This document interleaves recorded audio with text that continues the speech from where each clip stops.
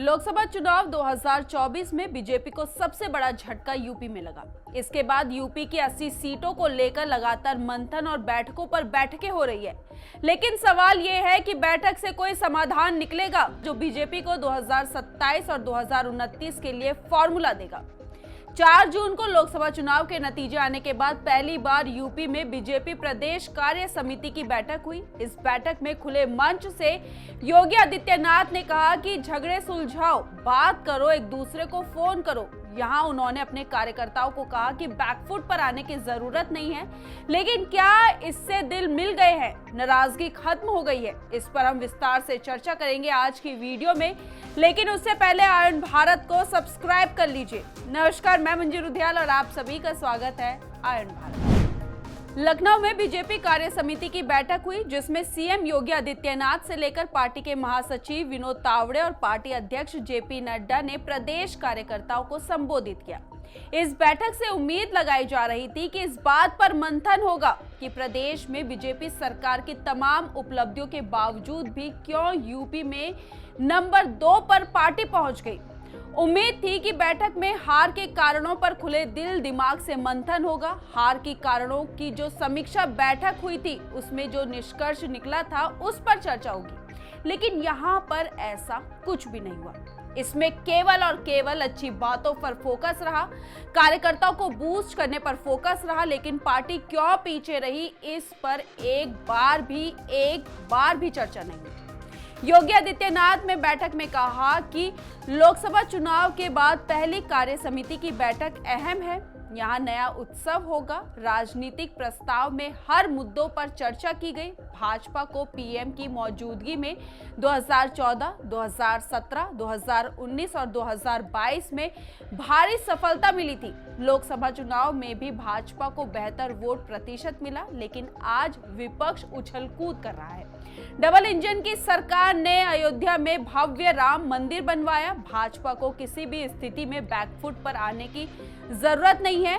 2027 में भी भाजपा सरकार बनेगी। जो लोग उछल-कूद करने का प्रयास कर रहे हैं, मुझे लगता है कि दोबारा इनको उछल-कूद करने का मौका नहीं मिल पाएगा।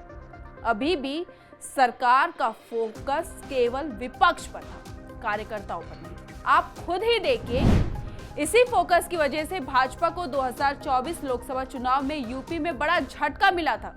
तभी तो विपक्ष खुले मंच से आज यही बोल रहा है कि भगवान राम ने भी भगवान राम को लाने वालों को नकार दिया है। यहाँ पर एक सवाल उठता है और जितने भी लोग इस वीडियो को देख रहे हैं, उनसे एक सवाल पूछते हैं, क्या कार्य समिति की बैठक में बीजेपी को इस बात पर मंथन नहीं करना चाहिए था कि यूपी में हार की वजह क्या थी?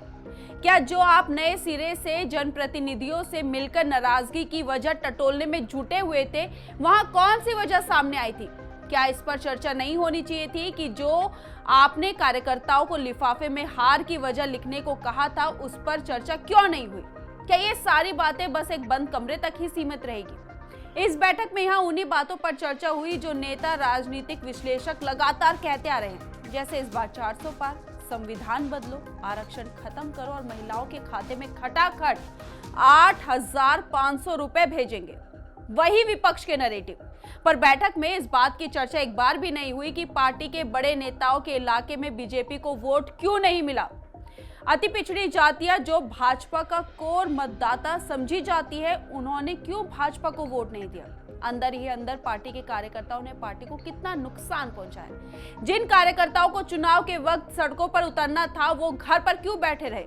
इस बार पार्टी ने जिन नेताओं को टिकट दिया, वो कितना गलत था?